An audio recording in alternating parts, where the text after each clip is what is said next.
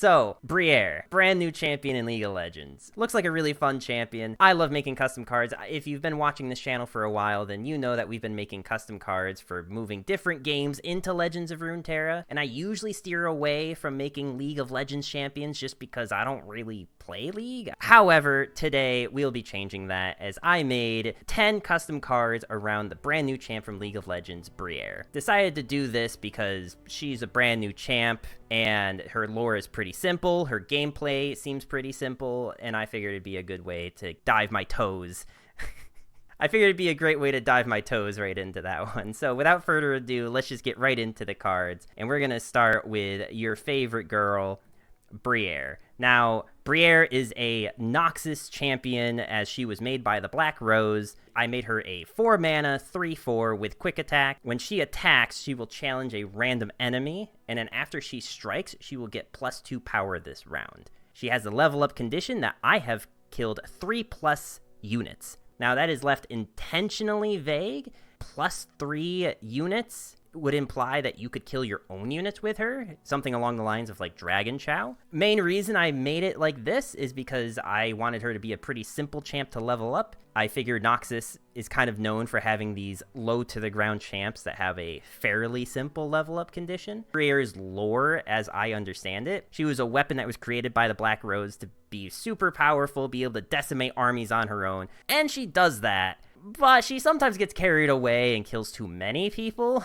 and then sometimes she kills her own people, which not a great game plan. So let's just jump right into the level 2. Her level 2 form is she gets +1/+1 as all champions do. She gains Challenger, and then on level up and round start, she will create a certain death in hand. And then I just made it so that her strike gives her +3 this round instead of +2. And I think it's going to be evident why I didn't make her too overwhelmingly strong on her base card.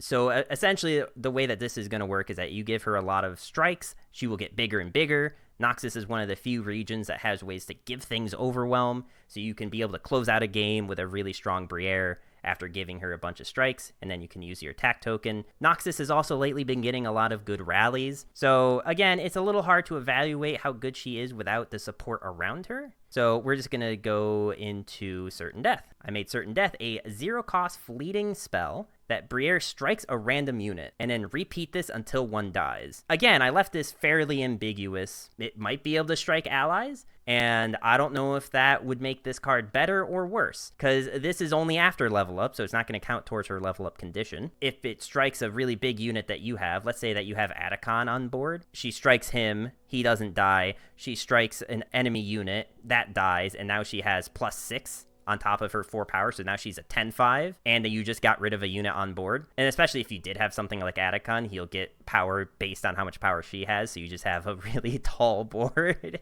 That's the base mechanic around Briar. She is just meant to strike, and then get her power up, and then just be able to powerhouse blow through the Nexus. So those are the 3 main cards that are around Briar herself. So now we can get into the support cards for her. We're going to start with Chilling Scream. I'm going to be honest with you guys, I don't know that Chilling Scream, I don't know if I made it a very good card specifically with Briar, in the sense that it is a 2-mana fast speed Noxus spell that has give an ally stun any unit I strike this round. If you have something like Bloody Business on your Briar and you strike something that is maybe too tall like Leviathan, then now Leviathan is stunned.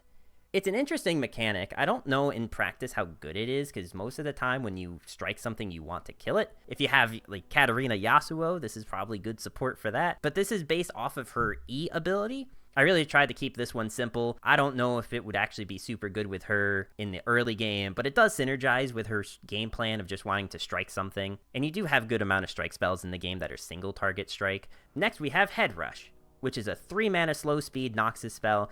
An ally starts a free attack challenging a random enemy. I know that it just sounds like Cataclysm, and to an extent it is. You don't get to pick the target, and it is in Noxus instead of Demacia. That does change things up. I think this is probably one of the better cards in the set. I think that this is probably a really strong card that Noxus doesn't need, but it is based around her Q ability, and it would help with her level up condition where she wants to strike something, so this lets her start a free attack. I could see this being a 4-mana spell if we're going to put it in Noxus. The thing is that it does need to have a random enemy on the board in order to trigger. If it doesn't have an enemy to challenge, it's not going to pull. I digress. I think that this is a very good card, and if I were to preemptively nerf anything in my own set, this is probably one of the first cards to go. Up next, we have Blood Frenzy.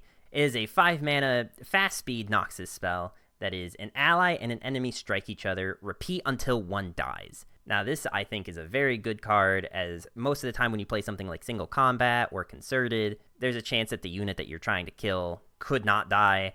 Now, this does make it really susceptible to getting frostbit.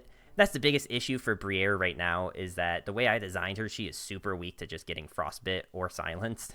Now, Briar being at 4, there's not a whole lot of ways that she will survive this unless you play something like survival skills. I will admit that that is probably the worst case scenario, is that you play this with your Briar and she just dies anyway. Now, that is it for the spells, and we will now be talking about some of the followers. I didn't make a ton. I know normally when I make these about 20-ish cards. This one I only went with 10 if you include certain death. And the first one we have is Holding Facility Guards. I made this a 1-mana Noxus 1/1 with the play effect, an ally and I strike each other. This would obviously be very good for Briar. Briar only takes 1 damage, and then she gets +2 or +3 power, depending on her level. And it's just a way to get her to some strike power without having to develop anything. It would also help her level up condition. That was kind of the main inspiration for this mechanic. I also think that if you could make Noxus Dragons work, which is something I've made another video on, you should definitely go check that out. I think that that's super cool. I think that Noxus deserves to have dragons of some capacity, even if we're just including Demacian or Targon ones in with it. But I think that being able to strike your own stuff is a mechanic that's not super explored. Moving on, we have the Black Rose Pawn, a 2-mana 2/2 with the effect of the next unit you play strikes me. Now, kind of following on that same vein of the Holding Facility Guards, you play this, and then the next thing that you play strikes it down. So if you, for some reason, play Draven, then Draven's going to strike this. Draven does get another axe for it, which is kind of interesting. I didn't really think that interaction through until this second, but I'm sure that that's probably not a problem.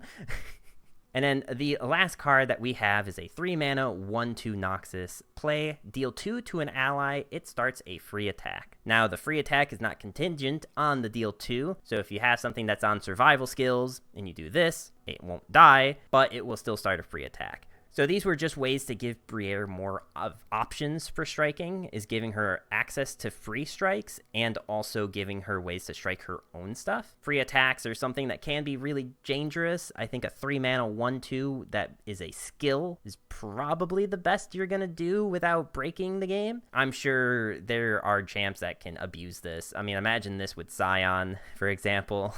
This is just a very strong card. I think that if I'm nerfing something, this is probably the second one to get hit, because I think that this is also a very strong card. And then also maybe this makes Scargrounds good, you know? Scargrounds deserves to be good. So now, finally, we have the Noxian Billory, a 3-mana -2 power equipment. Has the effect of equip me to an enemy unit. I cannot be unequipped. I also, when I was exploring the set, really tried to explore stuff that really hasn't been done yet. So like dealing damage to your own stuff to make it attack, striking your own units to get some kind of benefit. And now we have equipping cards to your opponent's units. This is something that's fairly common in other card games, Magic and Yu-Gi-Oh!, equipping things to other players' stuff just so that they can't do something, making something -2 and it can't get rid of that equipment unless it dies.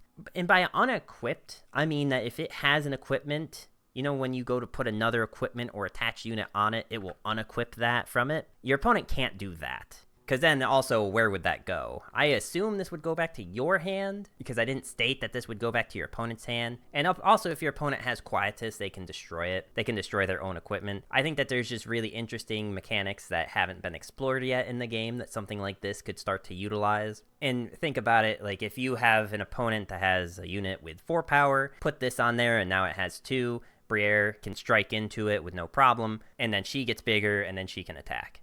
So like I said, I just wanted to do a really quick set of custom cards for this new champ. I thought that she had an interesting lore. I tried to make the card somewhere between flavorful and powerful effects. I'm sure some of them seem really broken, and I'd love to hear your thoughts down in those comments down below. What were your favorite cards? If you thought something was really broken and just stupid OP, how would you nerf it? Because that is the best advice you could give to someone, is actually telling them how you would change it. Anyway, with that being said, I hope you guys enjoyed this. Make sure to hit that like button. Like, comment, subscribe. Just, you know the rules, and so do I. Just do it. I stream over on twitch.tv all the time, so make sure that you go and follow me on there. That's where I record videos like this. If you haven't seen any of my other videos, you can check those out right up here.